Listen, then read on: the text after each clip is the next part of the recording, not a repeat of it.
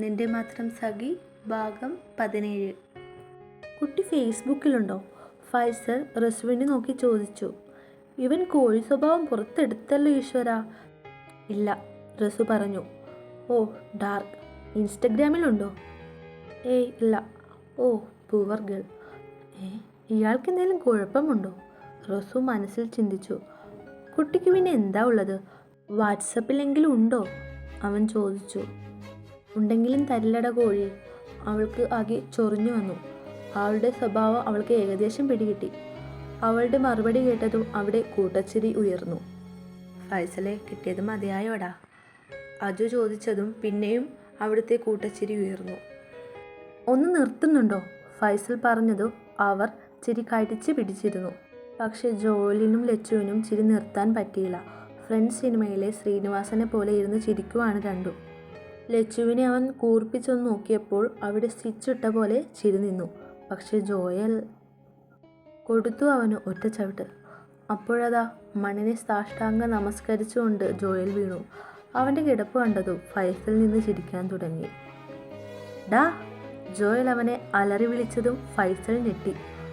ജോയലിനെ നോക്കിയതും ആ നോട്ടം കണ്ടിട്ട് രംഗം പന്തിയല്ലെന്ന് തോന്നിയ ഫൈസൽ അവിടെ നിന്നോടി. അത് കാണെ ജോയലും അവൻ്റെ പുറകെ ചെന്നു.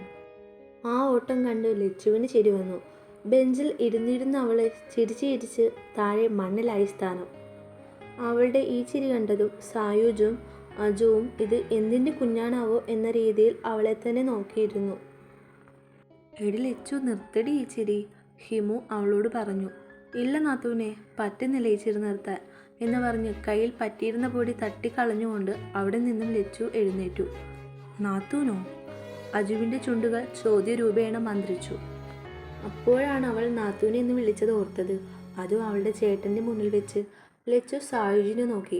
അവള് അവനെ നോക്കി ചിരിച്ചു. പക്ഷേ ഇതൊക്കെ കണ്ടതും അജുവിൻ്റെ മനസ്സിൽ ഒരുപാട് സംശയങ്ങൾ ഉയർന്നു. അജു ഹിമയെ നോക്കിയപ്പോൾ അവൾ അവനൊരു ചിരി പാസാക്കി. മിന്നു അപ്പോഴും സായുജിൻ്റെ കണ്ണിലേക്ക് തന്നെ നോക്കിയിരിക്കുമായിരുന്നു. പെട്ടെന്ന് സായുജ് മിന്നുവിൻ്റെ മുഖത്തേക്ക് നോക്കിയതും അവൾ നോട്ടം പിൻവലിച്ചു. അവരെ കാണുന്നില്ലല്ലോ, റസു പറഞ്ഞതും മിന്നുവും ഹിമവും ലച്ചുവും അവളെ നോക്കി. അതല്ല, എന്തെങ്കിലും പറ്റിക്കാണുമോ എന്ന്. അവരുടെ ആ നോട്ടം കണ്ടതും അവൾ എന്തെന്നർത്ഥത്തിൽ ഒരു പിരികമുയർത്തി ചോദിച്ചു. അവർ കണ്ണുകൾ അടച്ച് ഒന്നുമില്ലെന്ന് പറഞ്ഞു. ദാ വരുന്നത് ഇപ്പോൾ ഓടിപ്പോയവർ തന്നെയാണോ? തോളിൽ കൈയിട്ട് എന്തോ പറഞ്ഞ് ചിരിച്ചുകൊണ്ട് വരുന്നവരെ കണ്ടതും മിന്നു ആലോചിച്ചു. നിങ്ങൾ തല്ല് പിടിച്ചില്ലേ? ലച്ചു അവരെ സൂക്ഷിച്ച് നോക്കിക്കൊണ്ട് ചോദിച്ചു. തല്ല് പിടിക്കാൻ ഞങ്ങളെന്താ കുഞ്ഞു കുട്ടികളോ? ഫൈസൽ അത് പറഞ്ഞു നിന്ന് ചിരിക്കാൻ തുടങ്ങി. നല്ല കെണി, ലച്ചു മനസ്സിൽ പറഞ്ഞു. കുട്ടിക്ക് ഫേസ്ബുക്ക്, ഇൻസ്റ്റാഗ്രാം, വാട്സപ്പ് ഇവയിൽ ഏതെങ്കിലും ഉണ്ടോ? ലച്ചുവിനോടായി ഫൈസലിൻ്റെ ചോദ്യം. ലച്ചുദേ അന്തം വിട്ട് അവനെ നോക്കുന്നു. കുട്ടിയൊന്നും പറഞ്ഞില്ല. ഇപ്പോൾ മനസ്സിലായി നീ വെറും കോഴിയല്ല കാട്ടുകോഴിയാണെന്ന്. റസു പറഞ്ഞതും അവൻ്റെ ശ്രദ്ധ അങ്ങോട്ടേക്കായി. ഞാൻ നിന്നോടല്ലല്ലോ ചോദിച്ചത്. ഞാൻ കോഴിയോ കാട്ടുകോഴിയോ പൂവൻ കോഴിയോ പിടക്കോഴിയോ ആയാൽ നിനക്കെന്താ പ്രശ്നം? കുട്ടി പറയൂ. കുട്ടി പറയുന്നില്ല. അവൻ ലച്ചുവിൻ്റെ നേരെ തിരിഞ്ഞു. റസുവിനങ്ങോട്ട് ദേഷ്യമായി. അവളിത് അവനെ കണ്ണും കൂർപ്പിച്ച് നോക്കുന്നു. നീ എന്താടി എന്നെ ഇങ്ങനെ നോക്കി പേടിപ്പിക്കുന്നത് കൊണ്ട് കണ്ണി? നീ പോട കുളക്കോഴി. ഡി നിന്നെ ഞാൻ. അവൻ അവളുടെ അടുത്തേക്ക് വന്നതും പുള്ളിക്കാരി ഹിമുവിൻ്റെ കൈ പിടിച്ച് ഒറ്റ ഓട്ടായിരുന്നു. മിന്നു, ഞാൻ കൈ കഴുകിയിട്ട് വരാം, കയ്യിൽ പൊടിയായി. ലച്ചു അത് പറഞ്ഞുകൊണ്ട് എഴുന്നേറ്റു. ആ ചെന്നിട്ട് വാ, മിന്നു പറഞ്ഞു. മേഘ്നയുടെ വീട്ടിൽ ആരൊക്കെയുണ്ട്? അജു ചോദിച്ചു. അച്ഛൻ, അമ്മ, ഏട്ടൻ. ചേട്ടൻ്റെ വീട്ടിലോ? മിന്നു അവനോട് ചോദിച്ചു. അമ്മയും ഞാനും. അവൻ്റെ ഫോൺ റിങ് ചെയ്തതും അവൻ ഫോണുമായി എഴുന്നേറ്റു. അവിടെ ഇപ്പോൾ സായുജും മിന്നുവും മാത്രമായി.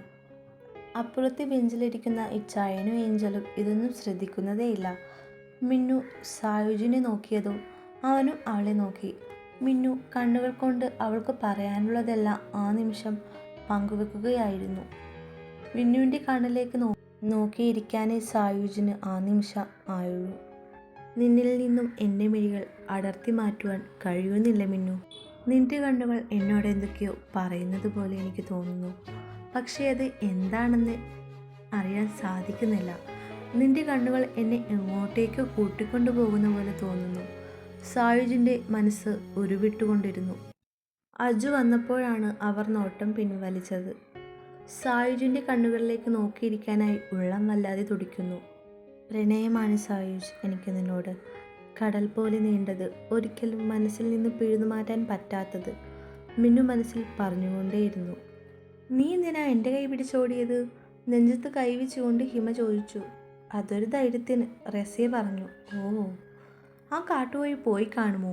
റസിയ അങ്ങോട്ടേക്ക് നോക്കിക്കൊണ്ട് ചോദിച്ചു. ഇപ്പോഴൊന്നും പോകാൻ സാധ്യതയില്ല, ഹിമ അവളോട് പറഞ്ഞു. ഓ, ഈ കോളേജിലത്തെ പെൺപിള്ളേർ പോയിട്ടേ പോകുള്ളായിരിക്കും, റസു പറഞ്ഞു. നമുക്കങ്ങോട്ട് പോയി നോക്കിയാലോ? റസു അങ്ങോട്ട് നോക്കിക്കൊണ്ട് ഹിമയോട് ചോദിച്ചു. ആ, വാ പോകാം, ഹിമ പറഞ്ഞു. ശ്രീയേട്ടൻ കുറച്ചങ്ങോട്ട് നടന്നപ്പോഴാണ് ശ്രീ പാർക്കിംഗ് ഗ്രൗണ്ടിലേക്ക് വരുന്നത് ഹിമ കാണുന്നത്. നീ എന്നാ ചെന്നിട്ട് വാ, ഞാനിവിടെ നിൽക്കാം, റസു പറഞ്ഞതു അവൾ അവൻ്റെ അടുത്തേക്ക് ഓടി ചെന്നു. ശ്രീയേട്ടാ, ഹിമ അവനെ വിളിച്ചു. എന്താ ഹിമ, തനിക്ക് വീട്ടിലേക്ക് പോവാറായില്ലേ? ശ്രീ ചോദിച്ചു. ശ്രീയേട്ടനെന്താ ഇങ്ങനെ സംസാരിക്കുന്നത്? ഹിമ അവനോട് ചോദിച്ചു. എൻ്റെ സ്റ്റുഡൻറ്റിനോട് ഞാൻ പിന്നെ എങ്ങനെയാണ് സംസാരിക്കേണ്ടത്? അവൻ ചോദിച്ചു. സ്റ്റുഡൻറ്റോ? എനിക്കല്പം തിരക്കുണ്ട്, പ്ലീസ്, അവൻ പറഞ്ഞു. ഇല്ല ശ്രീയേട്ടാ, ഞാൻ പോവില്ല. എനിക്കറിയണം എന്നെ ഇപ്പോൾ ഒഴിവാക്കണത് എന്തിനാണെന്ന്. അത് കേൾക്കാൻ കൂടി നിൽക്കാതെ അവൻ വേഗം കാറിൽ കയറി കാർ സ്റ്റാർട്ട് ചെയ്തു. അവളെ മറികടന്ന് ശ്രീയുടെ കാർ പോയതും അവളുടെ കണ്ണുകൾ നിറഞ്ഞു തുളുമ്പി. റസുവിന് ആ കാഴ്ച കണ്ടതും രംഗം അത്ര നല്ലതല്ലെന്ന് തോന്നി. വേഗം അവൾ ഹിമയുടെ അടുത്തേക്ക് ചെന്നു. ഹിമു, റസു അവളുടെ അരികിലേക്ക് ചെന്ന് വിളിച്ചു. താൻ വിളിച്ചിട്ട് നോക്കാതിരുന്നപ്പോൾ റസു അവളെ തൻ്റെ നേരെ പിടിച്ചു നിർത്തി.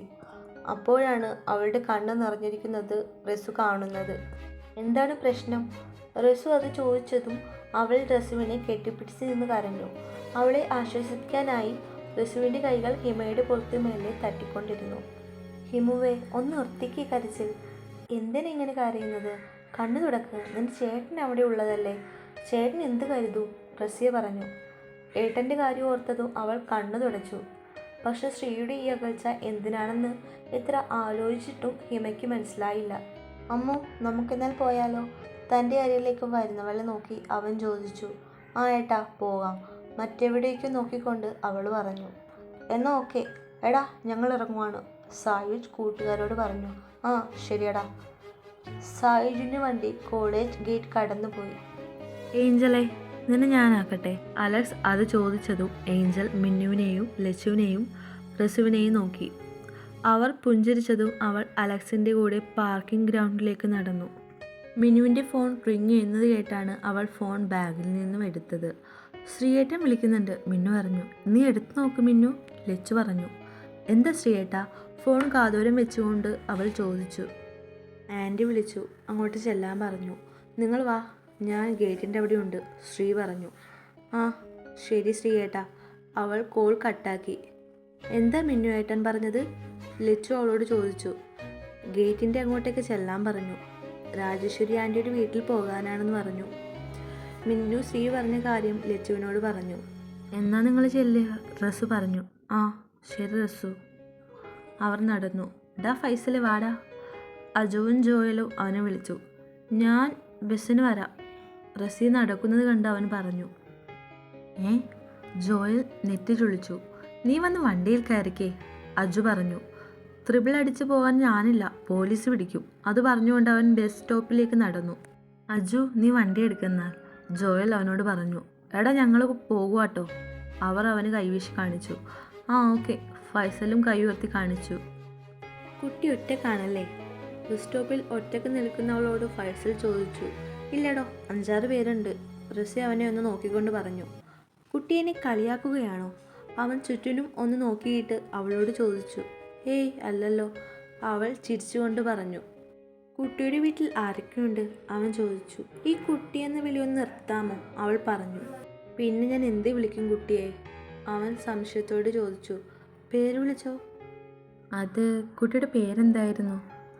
മറന്നോ? ഓ, എത്ര പെൺകുട്ടികളുടെ പേര് ഓർക്കാനാ, കോഴി സ്വഭാവം ആയതുകൊണ്ട്, റസിയ പതുക്കെ പറഞ്ഞു. എന്ത് സ്വഭാവം? അവൻ ചോദിച്ചു. കോഴി സ്വഭാവം, റസിയ അവനോട് പറഞ്ഞു. പേര്? അവൻ ചിരിച്ചുകൊണ്ട് ചോദിച്ചു. റസിയ, അവൾ പേര് പറഞ്ഞു.